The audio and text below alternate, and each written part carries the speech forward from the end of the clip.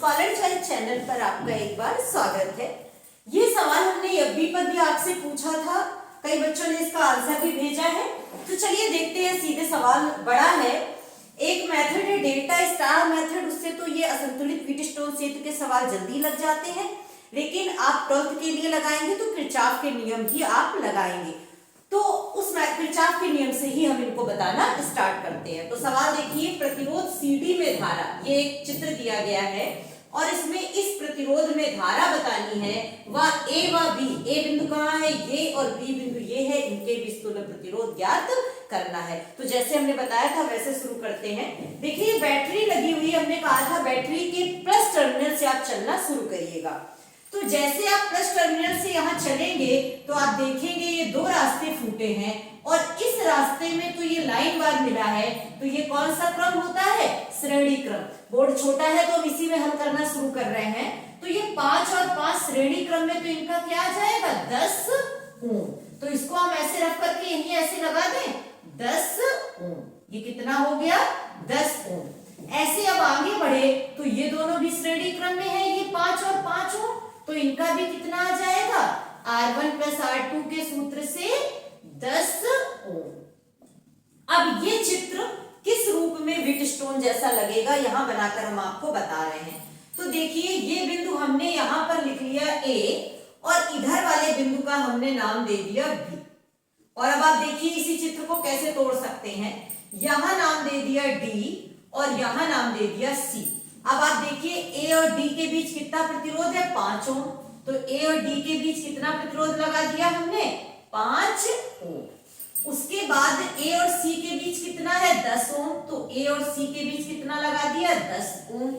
उसके बाद C और B के बीच कितना है? 5 ओम। तो C और B के बीच 5 ओम। उसके बाद B और D के बीच कितना है? 10 ओम। तो B और D के बीच कितना हमने लगाया? 10 ओम।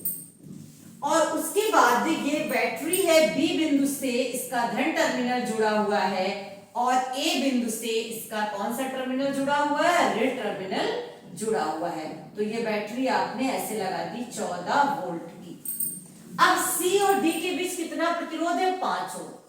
अब देखते हैं, अगर व्हीटस्टोन सेतु हुआ तो इस 5 ओम का कोई मतलब नहीं है, लेकिन अगर नहीं हुआ तो फिर कैसे सॉल्व करेंगे? तो व्हीटस्टोन की शर्त थी P बटे Q बराबर R बटे S। तो P क्या है? 5 और Q क्या है? 10, मतलब 1 बटे 2 और R बटे S मतलब 10 बटे 5, तो 2 बटे 1। तो ये P बटे Q not equal to R बटे S, अतः ये संतुलित व्हीटस्टोन सेतु नहीं है। तो अब पूरा किरचॉफ के नियम की लेखन आपको हल करनी है। तो चलिए अब धारा को बांटना शुरू करते हैं। तो ये प्लस सिरे से धारा निकली कितनी? I, और ये दो भागों में बट गई। इधर आई अगर I1 तो उधर गई I2। तो इधर देखिए कितनी आई? I1 और यहाँ कितनी आई? I2। ये I1 यहाँ आई तो फिर दो भाग बट रहे हैं, तो इधर हमने निकाल दी अगर I3, तो इधर I1 से ही तो निकाली है, तो I1 माइनस I3। और यहाँ पर ये I2 आ रही है, यहाँ पर I3, तो दोनों यहाँ जुड़ जाएंगी। कितनी हो गई? I2 plus I3। अब देखिए इधर से आ रही है I1 माइनस I3 और इधर से आ रही है I2 प्लस I3। तो किरचॉफ के पहले नियम से यहाँ पर कुल होंगी आकर, तो कितनी बची? देखिए I1 माइनस I3 और प्लस ये कितनी आ रही है? I2 plus I3। तो I3 खा गए, फाइनल इसमें कितनी आएगी? I1 plus I2। और ये होना भी चाहिए, ये कुल धारा कितनी निकली थी? I1 प्लस I2 प्लस सिरे से और घूमकर पूरे परिपथ से माइनस सिरे से I1 प्लस I2 वापस आ गई, अतः आपने धारा को सही तरह से बांट लिया। अब किरचॉफ के दूसरे नियम से मिलते हैं और हम देखते चलते हैं एक एक लूप के बारे में। तो चलिए लूप के बारे में देखें तो कैसे देखें। अब एक लूप, 2 और 3 आपको दिख रहे हैं, तो एक एक लूप से मिलते चलते हैं। तो पहले चलिए हमने इसी लूप में हल कर लिया, ये पहला लूप है। तो लूप पहले में जब आपने हल करा तो आपका क्या आ गया समीकरण? देखिए अपने साथ धारा अगर चले उसी दिशा में तो प्लस और अपोजिट तरफ तो माइनस, ये हम आपको बताए थे। तो देखिए I1 आपके साथ चल रही है ना, तो 5i1 और जब आप इधर आए तो i3 भी आपके साथ आ रही है तो प्लस 5i3 और ये देखिए आप इधर जा रहे हो धारा इधर आ रही है तो उल्टा है -10i2 इसमें कोई बैटरी नहीं लगी है तो बराबर 0 समीकरण 1। अब दूसरा लूप कोई भी लूप देख ले चाहे ये वाला लूप देख ले चाहे ये देख ले। चलिए हम लूप 2 यही वाला देखे ले रहे हैं। तो लूप 2 में क्या है आपका लूप 2 में तो 2 में देखें चलिए ऐसे गए थे तो फिर आगे ऐसे चले तो यहां से चले तो i1 माइनस i3 आपके साथ आ रहा है तो 10i1 माइनस i3 और ये इधर आया आप इधर आ रहे हो धारा उधर जा रही है तो माइनस का 5i2 प्लस i3 और ये क्या है माइनस का 5i3 इसमें भी कोई बैटरी नहीं है तो बराबर 0। अंदर गुणा कर ले तो 10i1 minus 10i3 minus 5i2 minus 5i3 minus 5i3 बराबर 0। अब ये क्या है i1 10i1 और i2 कितना है माइनस का 5i2 और ये क्या है 10 5 15 5 20 20i3 बराबर 0। ये क्या आ गया समीकरण 2। अब तीसरा लूप आपको ये वाला दिख रहा है तो तीसरे लूप में क्या है यहां से आप चले प्लस सिरे से चले चले चले चले यहाँ आए यहाँ आए यहाँ आए ये पूरा बंद परिपथ है तो ये क्या है 10i2 और 10i2 और ऐसे गए ये i2 प्लस i3 आपके साथ ही चल रहा है देखिए प्लस तो प्लस का 5 और i2 प्लस i3 और कोई है धारा कोई प्रतिरोध है नहीं है बराबर कितना है 14 तो 10i2 plus 5i2 plus 5i3 बराबर 14 तो 10 5 15i2 प्लस 5i3 बराबर 14 समीकरण 3 ये आपका आ गया।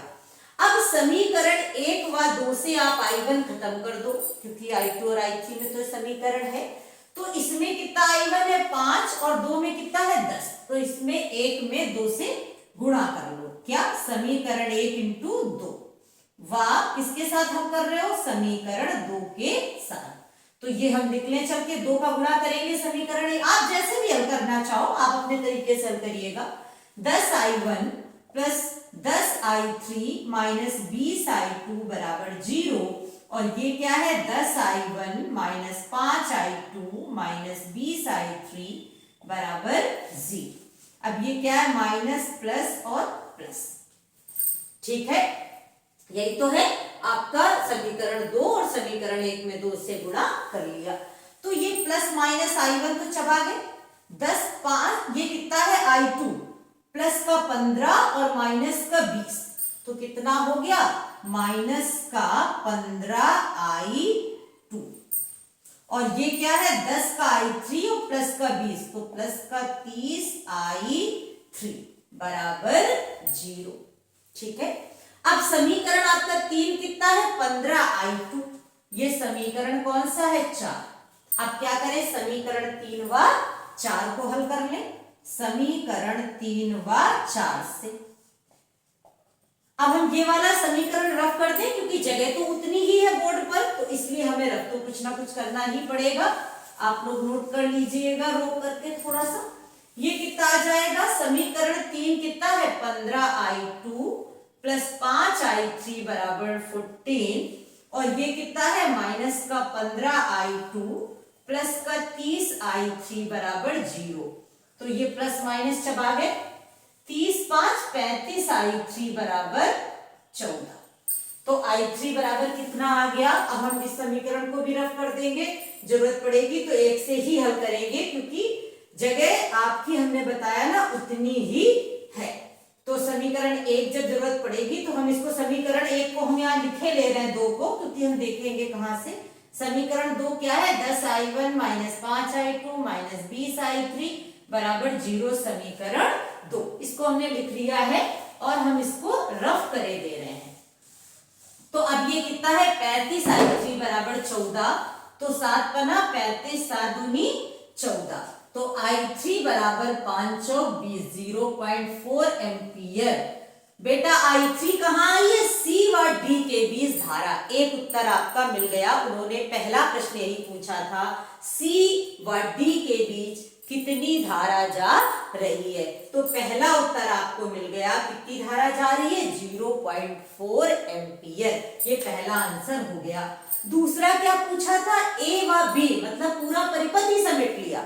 A देखिए और B मतलब पूरे परिपथ में तुल्य प्रतिरोध। तो चलिए अभी आगे और हल करना पड़ेगा। तो I3 का मान हम समीकरण 4 में रख दें चल के। समीकरण 4 में मान अगर रख दें चल के तो क्या आ जाएगा? माइनस का 15I2 और प्लस का 30 और I3 कितना है? 0.4 बराबर कितना हो गया?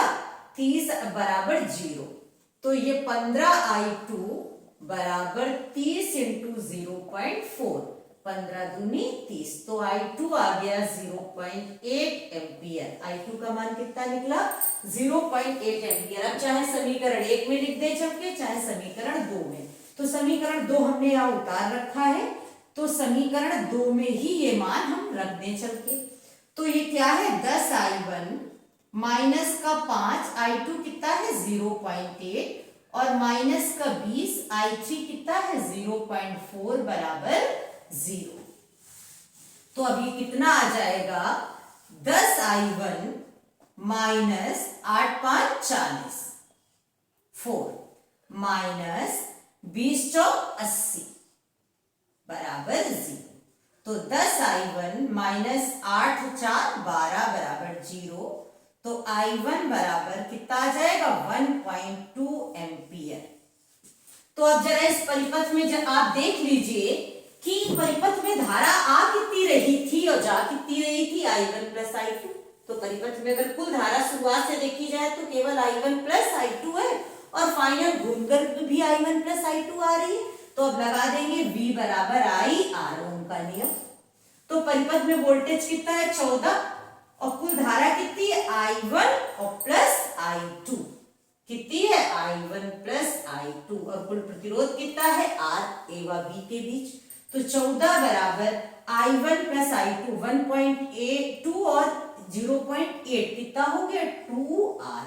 तो 2 सत्ते 14, 7 ओम। कुल प्रतिरोध हो गया 7 ओम और C व D के बीच धारा आ गई 0.4 एम्पियर। जिन बच्चों का आंसर सही आया था बहुत अच्छी बात है। आगे आप लोग ऐसे सवाल भेजते रहिएगा। थैंक्स लास्ट तक वीडियो देखने के लिए।